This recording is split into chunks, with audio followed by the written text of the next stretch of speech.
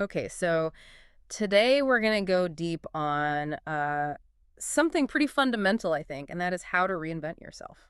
Yeah, we've been looking at this fascinating discussion from the English Leap podcast with Aaron and Evan.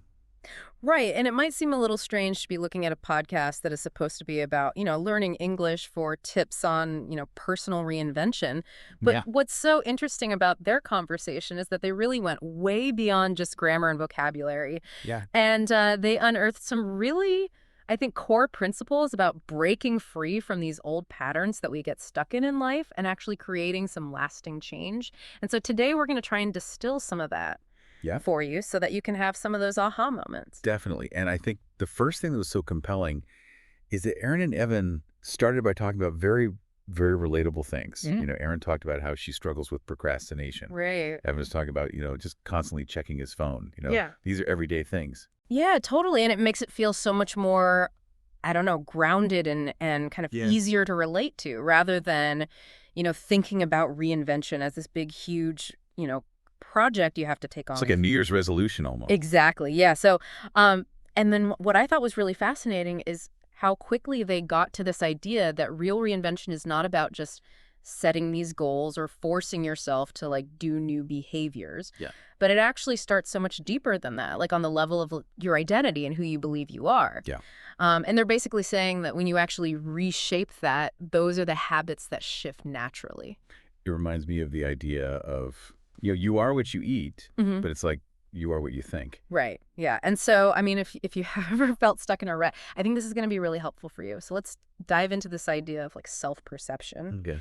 Um, Erin talks about how she had this realization about how long she had been telling herself and everyone else this story that she's a procrastinator. Right. You know, So it's like she accepted that label as part of who she was, and then it's affecting her actions. totally. It's like it became her operating system or something. Right. And I think that's really interesting because it sort of shines a light on how much we're influenced by our self-belief. Yeah. It's like if you truly believe you're a certain way, then you're going to act that way. Right. It's like for English learners, if they believe they're just not good at English, Right.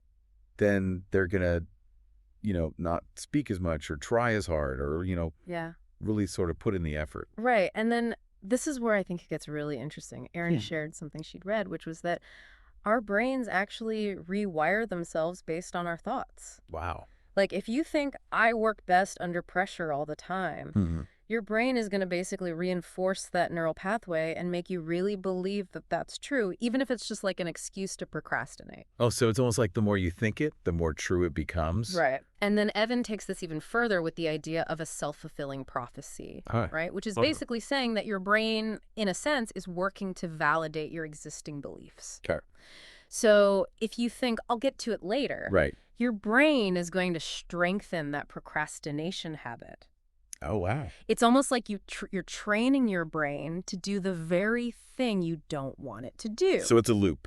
Yeah. Okay. So this is really mind-bending. And what I think it tells us is that the very first and maybe most important step to reinventing yourself is not even necessarily like trying to adopt these new habits, but it's like consciously examining and then rewriting maybe those fundamental stories that you're telling yourself about who you are. Yeah, like changing the narrative in your head. Totally. So I'm curious, what's next then? What do they say? Well, they go on to talk about how, once you've kind of started to understand that you've got to shift your self-perception, the next thing is to really vividly imagine the person that you want to become. So Erin talks about how she used to focus on all the things that she should be doing to overcome procrastination. Right. But she realized that she very rarely actually took the time to visualize herself being a non-procrastinator. Oh, okay. So it's the difference between thinking about what you should do and actually imagining yourself doing it. Exactly. And I think that's such a powerful distinction. Yeah. And what's the benefit of that? Well, when you actually visualize it, it makes it so much more real and so much more achievable. Okay.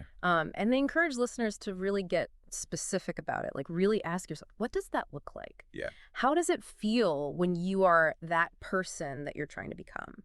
Okay. So like if I'm learning English, Yeah. instead of just saying I want to be fluent, I should actually imagine myself confidently having conversations. Right. Or like watching a movie and understanding everything. Totally. And like feeling that feeling of what it would be like to be able to do that. Okay, that makes sense. And I think that can be Yeah. really motivating as well, right? Uh-huh. Because you're really tapping into how we'll feel. Exactly. And it makes it so much more tangible. Yeah. But of course, even when you have that clear picture in your mind of like who you want to be, it's not like you just magically erase all of those ingrained patterns overnight. Right, because habits are hard to break. Totally. And there's a process of letting go of that old identity Okay. that can be really kind of difficult and sometimes even painful. Yeah. So Erin talks about her narrative of working better under pressure, Hmm. right? It's a story that she told herself for so long that even though it wasn't really serving her, Right. it was comfortable and familiar. Yeah.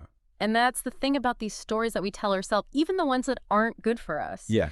We kind of cling to them because they're familiar and they make us feel, Safe. yeah, exactly. Okay. And they can actually act as these anchors that keep us stuck in the old ways of being. Yeah. And so reinvention really requires you to make a conscious decision to release that outdated version of yourself. Yeah. It's about understanding that those past beliefs and habits don't have to dictate the future. Yeah. Like just because I was that way before Yeah. doesn't mean I have to be that way forever. Totally. And I think this is so important for anyone who's ever thought, well, that's just the way I am. Right. Like for English learners, that might sound like, well, I've always struggled with languages. Right. But what they're saying is that's not an immutable truth. Hmm. You actually have the power to change that. So it's about taking control of this. Exactly. Right. Totally. And to really emphasize this point, they share this anecdote about Colonel Sanders. Oh, wow. Who didn't actually achieve phenomenal success with KFC until he was like in his 60s. Oh, wow. After like a ton of setbacks in his life. That's amazing. Right. It's a reminder that reinvention doesn't have like an expiration date.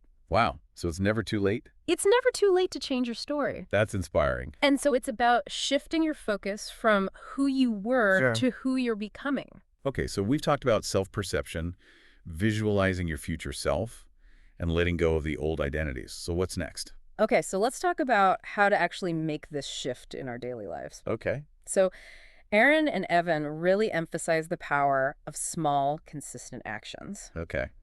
And I think this is so important because so often we get paralyzed by the idea of like a complete life overhaul. Yeah, like it's so overwhelming, I don't even know where to begin. Totally. Erin even says that she feels daunted by that kind of massive change. Right, so then you end up procrastinating even more. Exactly. It's like a vicious cycle. But the truth is that big changes very rarely come from these grand sweeping gestures. Right. It's usually the result of these small, almost seemingly insignificant things that you do consistently over time. Oh, that makes sense. Right. So they give this example of instead of aiming for like a whole day of perfect productivity, just commit to 5 minutes of focused work. Okay. Right. And it seems so much less intimidating. Yeah, 5 minutes, anybody could do that. Exactly. And then what happens is you get started. Right. And you find that you actually have the momentum to keep going. And again, this applies so well to English learners. Okay, Instead of feeling like, oh my God, I have to study for 3 hours, Right. just commit to 5 minutes of speaking practice or listening to like one short podcast. Right. It's all about building that momentum, little by little. Yeah, okay. So it's like the snowball effect. Totally. You have it rolling. Exactly. And so reinventing yourself, whether it's about procrastination or mastering a language, Yeah. it's not this one dramatic event. Okay. It really comes down to the daily choices that you make. It's a habit It's a habit. that you're building. Exactly. And those choices are tied to this other thing that they talk about, which is your inner dialogue. Oh, That's the constant like chatter that's going on in your head. okay. And Erin raises this really important point about how you need to actively challenge those automatic negative phrases. Like what? Like, I'm just not good at this. Uh. Or, I always mess this up. Right. Right. Because that self-talk has a huge impact on how things actually play out. Yeah. So if you constantly say, I always procrastinate, Yeah. your brain kind of takes that as a directive. Oh, wow. And it strengthens those neural pathways for that behavior. That's so interesting. Right. And Evan describes it as your brain is basically following orders based on what you're telling it. Okay. And for English learners, this is such a common thing. Yeah. They say, I'm terrible at speaking. And then, of course, they get more hesitant and anxious about practicing. Right. It's that cycle again. It's that cycle again, right? So how do we break it? So what Erin suggests is that you consciously replace that negative talk with something more positive and encouraging, Okay. even if it feels weird at first. Okay. So instead of saying, oh, I'm so bad at this, Yeah. you say something like, I'm improving a little bit every day. Okay. And actually changing that internal language Yeah. can really start to shift your actions and your beliefs about yourself. So it's like you're training your brain again. But this time for good. Exactly. And another crucial thing is actually optimizing your environment. Oh, right. So Erin talks about how her phone is a huge source of distraction. Oh, yeah. You know, it pulls her away from her goals all the time. I feel that. Right. And so our surroundings can either support change or they can really hinder it. So what should we do? So they suggest some practical things like putting away those distractions Okay. or reorganizing your workspace to make it more conducive to focus. Okay. And if you're learning English, Yeah. you know, create an immersive language environment. So like what kinds of things? Like listen to podcasts in English on your commute Okay. or change the language settings on your phone. Oh, that's a good one. Right? Or even put sticky notes with new vocabulary words around your house. Oh, I like that. Right. And so building that supportive environment can really help. Yeah, so it's like all these small things are adding up. Totally. It's not just one big thing. Exactly. And that brings us back to this idea that reinvention is not some magical overnight transformation. Right. It's the cumulative effect of all of these small things that you do consistently. So consistency is key. It's key, yeah, within this supportive environment. And then it's fueled by that change in your self-perception Yeah. and the way you manage your inner dialogue. Right, so it all ties together. It all ties together, yeah. Okay. So Erin talks about how she initially had this idea that she would just like wake up one day and be this perfectly productive person. Right. But she realizes that it's actually these small daily decisions Yeah. that add up over time and lead to the real change. Oh, that makes sense. And this is so true with language learning too. Right. It's not like you suddenly achieve fluency. Yeah. It's the result of consistent practice. Even if it's just a little bit every day. Even if it's just a little bit. And what I think is so cool about this is that those small, consistent actions, Yeah. they're not just leading to external change. They're actually contributing to your sense of self. Yeah. So if you act consistently in alignment with the person that you want to be, Yeah. that new identity starts to become more solid and it becomes your reality. So you grow into it. You grow into it totally. Okay. And so that brings us to this idea of commitment. Okay. Real reinvention happens when you make a decision and you stick to it. Okay. It's like you're making this declaration that this is who I am now. Okay. And you back it up with your actions every day. Right. So Erin talks about how she made a commitment to take immediate action on tasks instead of putting them off. So she's being decisive. She's being decisive, exactly. Okay. And so for you listening, you know, that might mean committing to one small daily habit Okay. that's going to help you grow. Yeah. Whether it's related to a specific goal you have or just like a broader desire to reinvent yourself. So just something small that you can stick with. Totally. Yeah. And they actually end their discussion by asking listeners to identify one small step they can take today. Oh, I like that. That's right. It's actionable. It's totally actionable, and they encourage people to, you know, say it out loud, write it down, or even tell someone else about it. That's a great idea. Right. And then right before they end the English Leap podcast, they also mention that they often include a vocabulary section. Oh, that's useful. Right. They highlight these intermediate level words and phrases that can help English learners express themselves, you know, with more nuance and confidence. Okay. So we haven't gone over those specific words today, Yeah. but I think it's just a nice reminder that language learning and personal growth are really intertwined. Yeah, they kind of go hand in hand. They do. Okay. So as we wrap up our deep dive, Yeah. let's recap the key things we've learned from the English Leap podcast. Okay. So reinvention is this dynamic process Right. that starts with really understanding how important your self-perception is. Yeah. Then you got to visualize your future self clearly, Totally. let go of the old stories that are holding you back, Right. and then, do those small manageable actions consistently Yeah. and really manage that inner dialogue. It's ongoing work. It is, yeah. But you've got to optimize your environment, too, Right. to really support your goals. Set yourself up for success. Exactly. And then ultimately, you have to commit to those daily choices Yes. that shape your identity. So it's like this holistic approach to change. Totally. And I hope that this has not only given you some new ideas, Yeah. but also that you feel like you have the tools to start reinventing yourself. It's definitely inspiring. And it's not just about language learning, it's about every area of your life. Yeah. And Erin and Evan also often provide extra resources like a free PDF guide. Oh, that's awesome. Yeah, it's got key takeaways and practical It's exercises. so helpful. Yeah, so you can kind of keep learning at your own pace.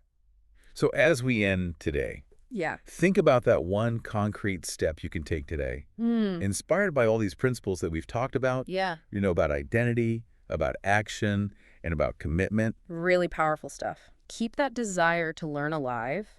Nurture your growth. Yeah. And remember that real change Yeah. comes from consistent action, even if it's just one small step at a I time. like that. That's where the real magic Yeah, happens. the power of consistency. Totally. So what small step will you take? Right, like what's that one tiny thing that you can do today that will move you in the right direction? And what story will you tell yourself as you take Mm. that step? It's really all about creating that positive momentum, and that starts with one small action. To take that step. Take that step.